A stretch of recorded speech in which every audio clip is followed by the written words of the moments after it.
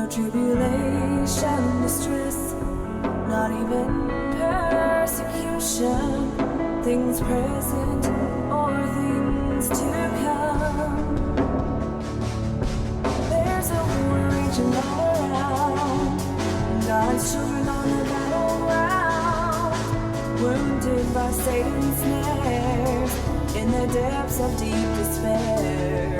We can't depend on no one else, only God can be our help.